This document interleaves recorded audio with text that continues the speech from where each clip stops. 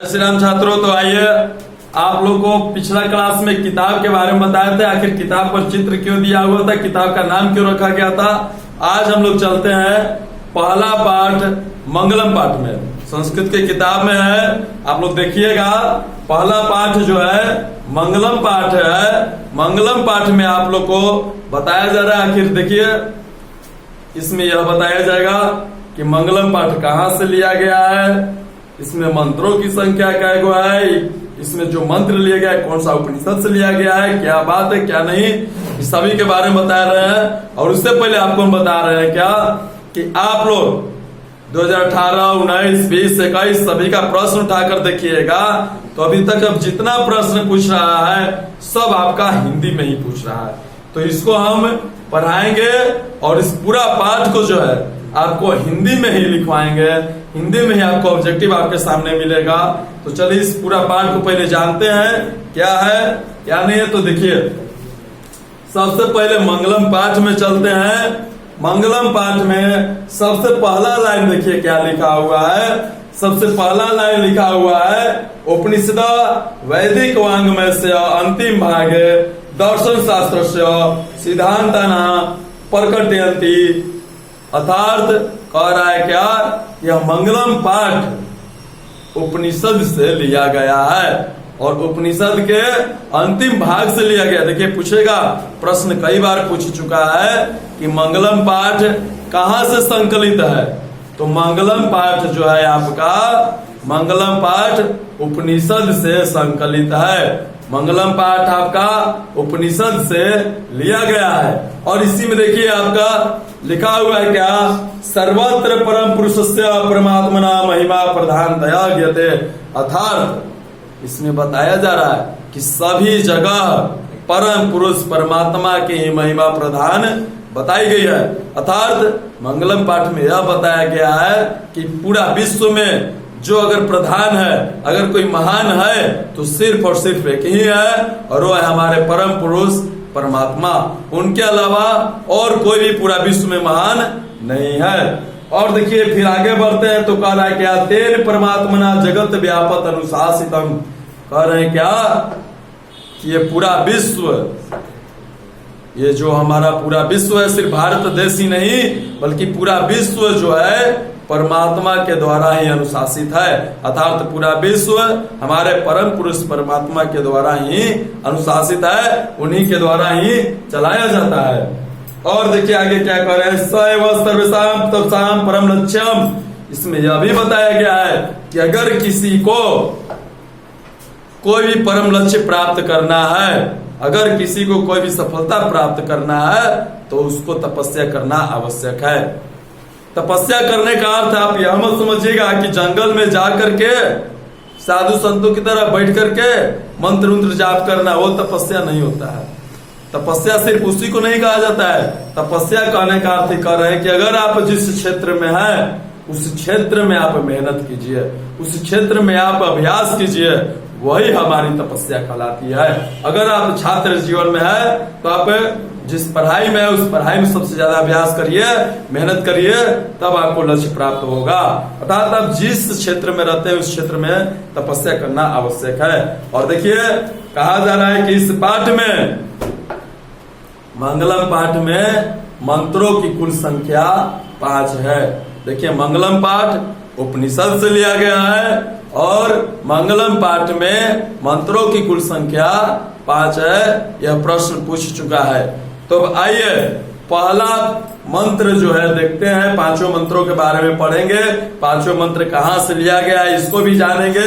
तो देखिए हम देखते हैं, पहला मंत्र है हमारा हिरण्मयेन पात्रेण, जो ईश्वास उपनिषद से लिया गया है। देखिए पहला मंत्र है हमारा हिरण्मयेन पात्रेण, जो ईश्वास उपनिषद से लिया गया है। पूछता है हिरण्मयेन पात्रेण किस उपनिषद से लिया गया है, तो ईश्वास उपनिषद से लिया गया है। देखिए कह रहा है क्या, हिरण्मयेन पात्रेण सतस्य पीता मुखम सत्य धर्माय दृष्टे पुष्णा पापरेणु।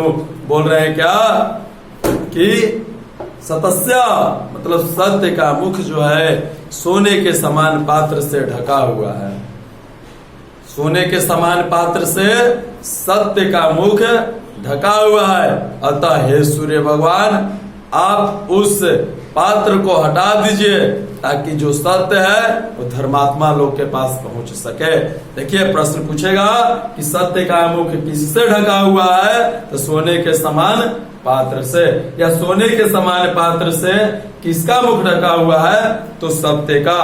और यह जो है हिरण्मयी पात्र ना किस उपनिषद से लिया गया था, तो ईश्वास उपनिषद से लिया गया था। दूसरा है आपका अनोन्यान। अनोन्यान नामक श्लोक, अनोन्यान यह जो मंत्र है आपका कठ उपनिषद से लिया है। अनोन्यान जो है आपका कठ उपनिषद से लिया गया है। देखिए क्या कह रहा है, कह रहा है क्या, अनोन्यान महतो महियान आत्मस्य जनो निहिताम गोयाम। अर्थात अनोन्यान मतलब होता है सूक्ष्म से भी सूक्ष्म, अर्थात सूक्ष्म से भी सूक्ष्म और महान से भी महान रूप में, सूक्ष्म से भी सूक्ष्म और महान से भी महान रूप में आत्मा जो है जीवों के हृदय रूपी गुफा में वास करती है। देखिए आत्मा का कोई आकार नहीं होता है, वो छोटा से भी छोटा होगा और बड़ा से भी बड़ा होगा। आत्मा जहाँ एक छोटी सी चींटी में है, वही आत्मा एक बड़ा सा हाथी में भी है। अर्थात आत्मा निराकार है, आत्मा का कोई आकार नहीं होता है। भगवान श्री कृष्ण भी गीता में बताए हैं कि आत्मा निराकार है। आत्मा जो है वह जो है इसका कोई आकार नहीं होता है। आत्मा अजन्मा है, आत्मा अमर है।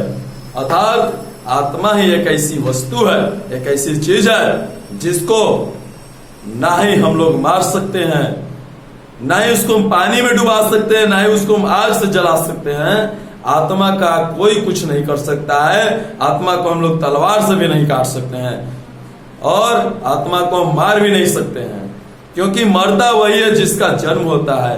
आत्मा जन्म ही नहीं लेती है। आत्मा सिर्फ एक आकार से दूसरे आकार, दूसरे आकार से तीसरे आकार में अपना रूपांतरित करते रहती है। आत्मा कभी जन्म नहीं लेती है। तो देखिए यहाँ पर कह रहे हैं क्या कि सूक्ष्म से भी सूक्ष्म और बड़ा से भी बड़ा रूप में आत्मा जो है जीवों के हृदय रूपी गुफा में वास करती है। और आत्मा को शोक रहित करके विद्वान लोग आत्मा को अपने वश में करके परम पुरुष परमात्मा को प्राप्त करते हैं। और यह जो था आपका कठ उपनिषद से लिया गया था। अगला श्लोक है सत्यमेव जयते नानिरतम। अगला है श्लोक सत्यमेव जयते नानिरतम, और यह जो है आपका मुंडक उपनिषद से लिया गया है। सत्यमेव जयते जो है मुंडक उपनिषद से लिया गया है। कह रहा है क्या, सत्यमेव जयते नानिरतम सतेन पंथता विदितो देवयान। अर्थात सत्य की जीत होती है, असत्य की नहीं। कह रहे हैं मुंडक उपनिषद में बताया गया है कि हमेशा सत्य की जीत होती है, असत्य की नहीं। और सत्य के पथ पर ही देवलोक का भी रथ चलता है। सत्य नामक मार्ग है, उसी पर देवलोक का रथ चलता है, असत्य पर नहीं। क्योंकि कहा गया है यथा सत्य तथा धर्म, अर्थात जहां सत्य है वही धर्म है। अर्थात देवलोक भी सत्य के मार्ग पर ही चलते हैं। और यह जो है आपका मुंडक उपनिषद से लिया गया है। और देखिए सत्य की हमेशा जीत होती है। बोला गया है कि सत्य परेशान हो सकता है परंतु पराजित नहीं हो सकता है। अर्थात सत्य की अंतिम समय तक जीत ही होती है। 3 गो श्लोक हम लोग देखें। चौथा श्लोक में आते हैं। चौथा श्लोक यथा नद्य है, यह भी आपका मुंडक उपनिषद से ही लिया गया है।